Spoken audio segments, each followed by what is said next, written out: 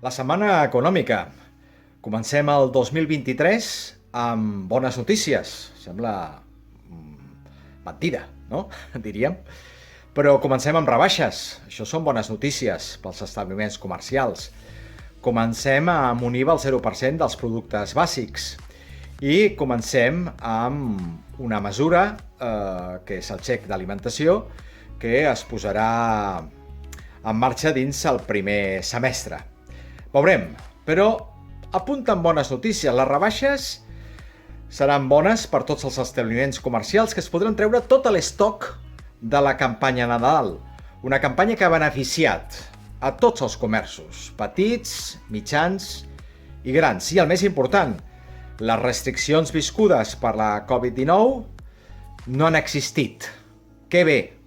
Ara bé, esperem que no tornin, perquè, com bé sabeu, la Covid-19, el contagi s'està tornant a enfilar.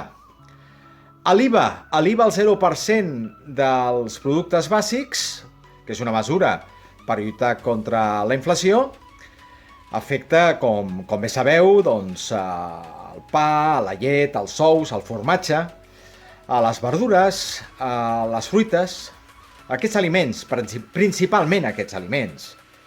I és un bon gest, però es queda curt. Tornem, és com un más menos, no? Un maximin, no?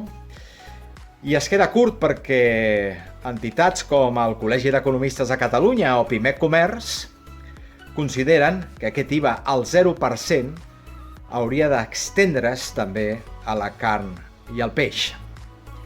I després, aquest xec alimentació, una mesura dins el paquet anticrisi pels efectes de la guerra d'Ucraïna, aprovat en el darrer Consell de Ministres de l'any 2022, i és una mesura que afavorirà a les famílies vulnerables amb 200 euros.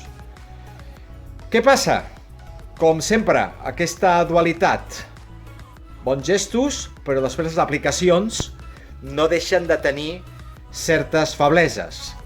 El període de sol·licitud s'inicia el 15 de febrer i acaba el 31 de març.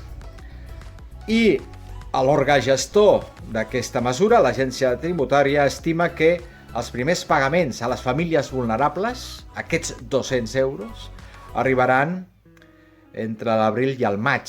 Tard, perquè ja sabeu que aquesta manca de proveïments de productes, sobretot farmacèutics, que està tenint que està provocant la guerra d'Ucraïna, i d'altra banda, aquesta inflació que encara tenim molt elevada, ho estem tenint ara. Es necessitaria ara aquest xec per les famílies vulnerables. En definitiva, un còctel de bones notícies per començar aquest any 2023, del que us desitjo la major felicitat, però, com diria el James Bond, un còctel que necessita ser agitat. Agitat per millorar-se. Gràcies.